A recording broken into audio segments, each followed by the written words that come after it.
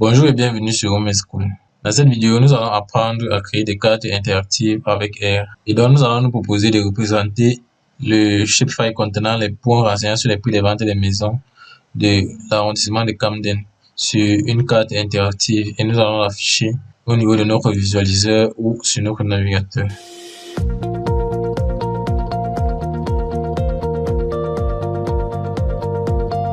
Alors tout d'abord, qu'est-ce que c'est qu'une carte interactive et à quoi elle va nous servir? Alors de façon simple, la carte interactive, comme l'indique son nom, c'est une carte qui va interagir avec l'utilisateur.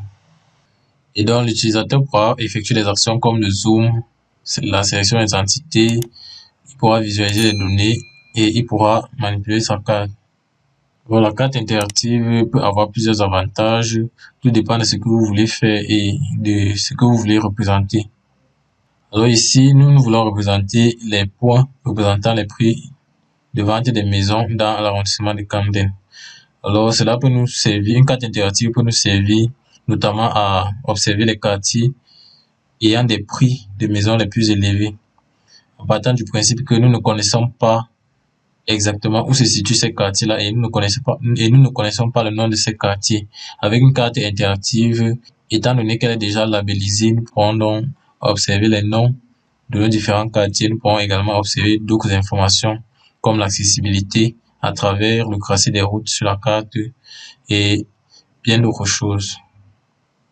Pour la représentation des cartes interactives avec R, nous allons utiliser la librairie Leaflet et vous pouvez installer directement à partir de RStudio. Alors, pour la représentation, le principe est le même. Nous allons utiliser la librairie Thema pour représenter notre carte et à l'aide de Leaflet, nous allons la représenter. Nous allons l'afficher au niveau du visualiseur. Et donc, la première chose que vous devez d'abord faire, bien évidemment, c'est de charger vos données. Donc, à l'aide de SF, vous allez charger les données et à l'aide de la librairie Leaflet, nous allons créer notre carte. Donc, nous allons donc commencer par charger nos différentes librairies.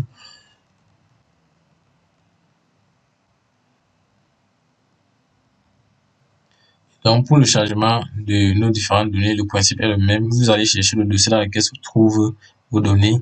Vous allez entrer et vous allez spécifier cela comme répertoire de travail. Donc, pour moi, comme j'ai dit, nous voulons représenter les prix des ventes des maisons. Nous allons venir dans le dossier correspondant. Nous allons définir comme répertoire de travail. Une fois que cela a été fait, nous pouvons donc charger notre objet. Donc, nous allons appeler HousePoint. Et nous allons utiliser la fonction stread de la librairie SF. Et nous allons lire notre shapefile. Donc, le shapefile se trouve ici. Voici son nom. Alors, nous allons reproduire exactement le nom du shapefile. Donc, c'est Camden 8. Et vous mettez l'extension SHP. À défaut, vous pouvez toujours copier et coller le chemin d'accès du fichier. Et donc, nous allons charger notre objet. Nous allons d'abord charger les librairies. Et nous allons charger notre HousePoint. Donc, nous pouvons visualiser. Comme vous le remarquez, nous avons la géométrie, les différents codes et nous avons également les différents prix. Nous avons également d'autres variables comme l'occupation, taux de chômage, etc. Alors, comme vous pouvez le remarquer ici, nous avons les différents prix des ventes des maisons et nous avons également les coordonnées ainsi que les informations sur la géométrie. Donc, l'objectif est de représenter cela sur une carte interactive. Donc, une fois que nous avons chargé l'objet que nous voulons représenter, alors ça peut être un fichier de points, ça peut être un fichier de polygone, même des lignes, peu importe. Alors maintenant que nous avons fait ça, nous allons maintenant reprojeter nos données. Cela va nous permettre de projeter ces données-là le moment venu sur notre carte interactive exactement au bon endroit. Et donc, étant donné que nous sommes dans l'arrondissement de Camden, le CSS correspondant est de 27 700. Donc, nous allons donc reprojeter nos données en utilisant la fonction sttransform. Donc, on peut reprendre la même variable, ça ne dérange pas. Et nous allons prendre en entrée le fichier que nous voulons projeter. Et nous allons spécifier le CSS qui est de 27 700. Donc, une fois que nous avons fait ça, nous pourrons maintenant commencer à travailler avec nos données. Comme je vous l'ai dit au début de cette vidéo, nous allons représenter les cartes interactives un peu comme si nous représentons les cartes au niveau des graphiques.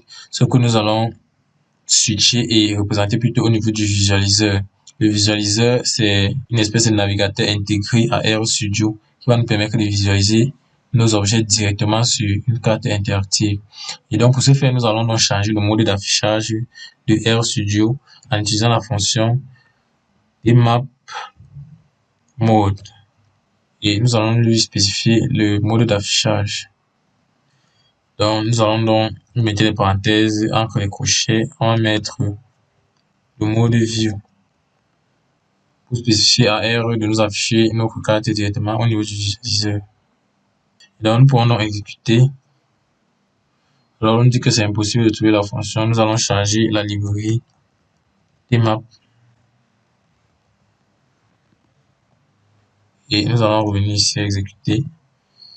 Et là, vous allez voir un message qui s'affiche et qui dit que le mode d'affichage est maintenant changé au niveau du visualiseur. Tout script que vous allez exécuter afin de produire une carte, toutes ces cartes-là vont s'afficher au niveau du visualiseur. Pour changer cela, vous tapez la même commande et vous allez remplacer view par plot.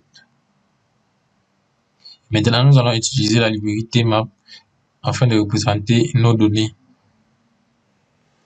Donc, nous voulons représenter la carte.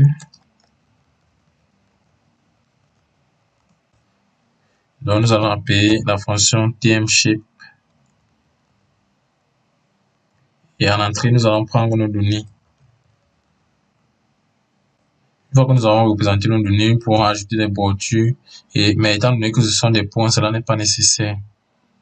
Donc, nous allons donc directement passer à la représentation de ces points en utilisant la fonction tmDot.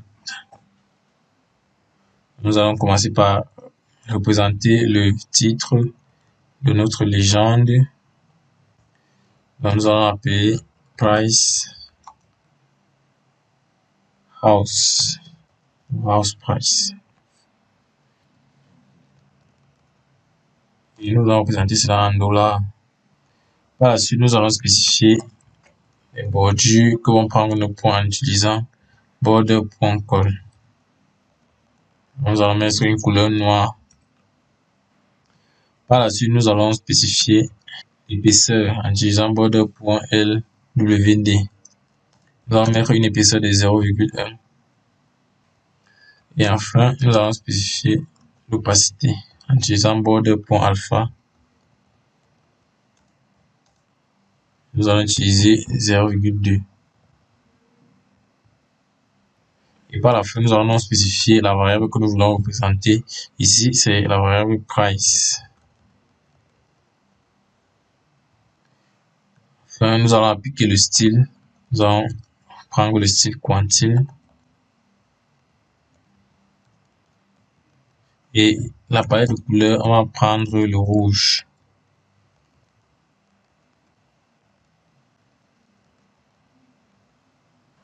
Ensuite, nous allons essayer de représenter.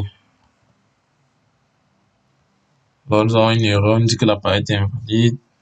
Nous allons mettre R majuscule. Et lorsque nous exécutons à nouveau, vous allez remarquer qu'au niveau du visualiseur, on a la carte qui essaie de s'afficher. Alors, pour afficher les cartes interactives au niveau de votre visualiseur, vous devez avoir une très bonne connexion Internet. Si votre connexion n'est pas très bonne, la carte ne s'affichera pas et vous aurez soit un écran noir, soit un écran blanc. Et donc, si votre connexion est assez bonne, vous pouvez zoomer. Après un certain temps, la carte peut s'afficher. Et il peut arriver que la carte ne s'affiche toujours pas. Donc, ce que vous allez faire, c'est que vous allez tout simplement fermer cette page et vous allez revenir ici au niveau des exportations et vous allez enregistrer en tant que page web. Donc, vous allez choisir un dossier où vous allez enregistrer votre carte. Moi, je vais enregistrer Camden Map, par exemple, et vous allez enregistrer. Moi, je vais écraser. Alors, directement que vous avez fait ça, une carte va s'afficher sur votre navigateur par défaut. Et là, vous pouvez observer votre carte. Alors, ici, j'ai activé la traduction automatique, mais normalement, le titre de notre légende est le titre que nous avons défini sur notre script.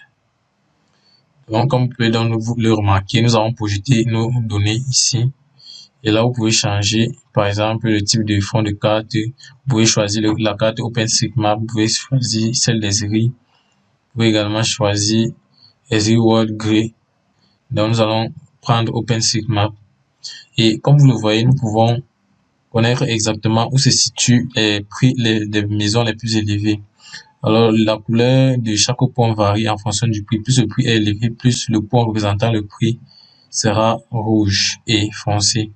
Donc, si on part du principe que vous ne connaissez pas où se situent exactement ces quartiers ou que les données que vous avez ne sont pas labellisées, vous ne savez donc pas dans quel quartier se trouvent les prix des ventes, les prix des maisons les plus élevés.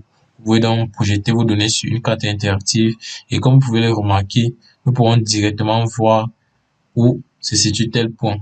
Donc, par exemple, ce point-ci, nous disons directement que nous sommes dans la rue Tosque et nous avons différentes autres informations, par exemple, sur les bâtiments. Et donc, vous pouvez exactement vous situer à cet endroit-là.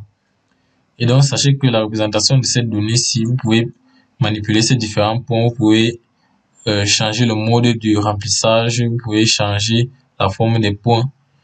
Et donc, vous allez représenter cette carte exactement comme nous l'avons fait dans les précédentes vidéos. La seule différence, c'est que vous avez un fond de carte qui vous sert de base. Et donc, nous allons donc revenir ici. Et comme je vous l'ai dit, vous pouvez représenter des points, vous pouvez également représenter des shapefiles. Donc, nous allons rapidement représenter le shapefile de nos quartiers de l'arrondissement de Camden. Donc, la première chose que nous allons faire, c'est que nous allons charger notre shapefile. Nous allons l'appeler SHP et nous allons récupérer notre shapefile en utilisant toujours la fonction stread. Alors, nous allons chercher où se trouve notre shapefile. Il se trouve dans le dossier Camden OA11. Nous allons spécifier ce dossier comme répertoire de travail et nous allons donc charger le shapefile. Alors, le nom du shapefile c'est Camden OA11.shp. Donc, une fois que nous avons fait ça, on va charger le shapefile. On refait le même processus, nous allons reprojeter nos données. Donc, c'est pareil, nous allons utiliser la fonction sttransform et nous allons reprojeter SHP. Le CRS est le même.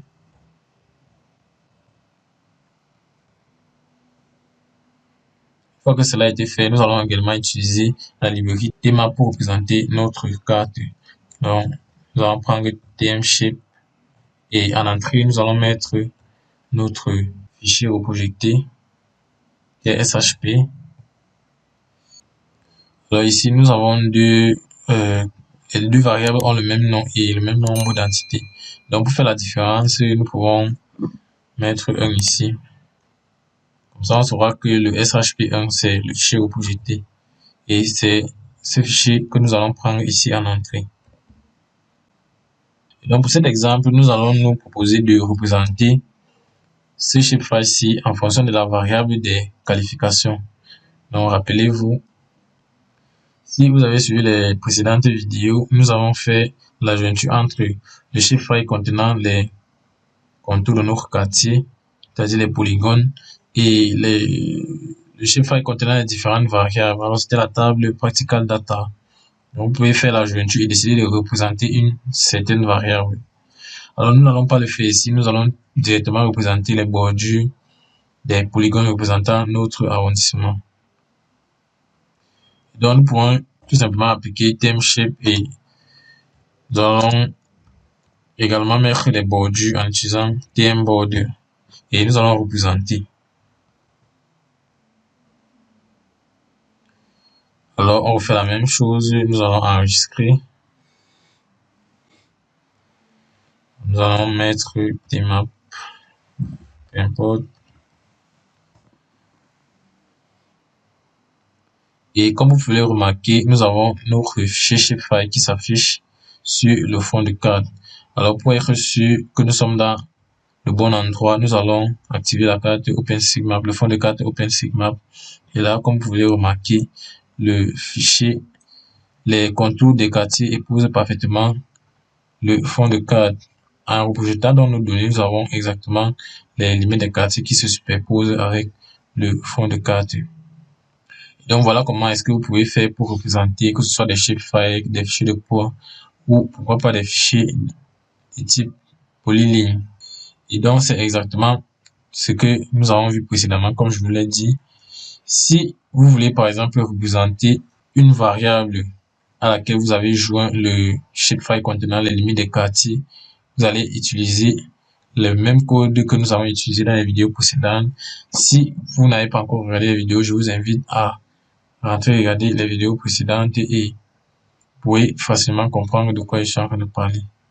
On suppose que vous avez un objet et vous voulez représenter une variable précise de cet objet. Pour ce faire, vous allez exactement utiliser le même script. Vous allez d'abord représenter l'objet en lui-même et vous allez maintenant spécifier la variable que vous voulez représenter. Donc, une fois que vous avez entré votre objet, votre shapefile, vous avez mis des bordures, ce sont des limites par exemple, vous allez venir ici en plus et vous allez entrer ce script. Alors, TMFI va vous permettre d'entrer la variable que vous voulez représenter. Ici, par exemple, comme je vous l'ai dit dans la vidéo précédente, nous voulons représenter la variable des qualifications. Vous allez choisir la palette de couleurs, vous allez choisir le style quantile qui va vous permettre de faire un remplissage proportionnel à la valeur de la variable. Et ensuite, vous allez spécifier le titre de la légende et l'opacité de votre remplissage. Et donc, vous pouvez donc représenter sur une carte interactive vos données. Nous arrivons donc au terme de notre vidéo portant sur la représentation des données sur une carte interactive. Dans la prochaine vidéo, nous allons apprendre à représenter des densités avec le langage de programmation R. Merci de nous avoir suivis et à la prochaine.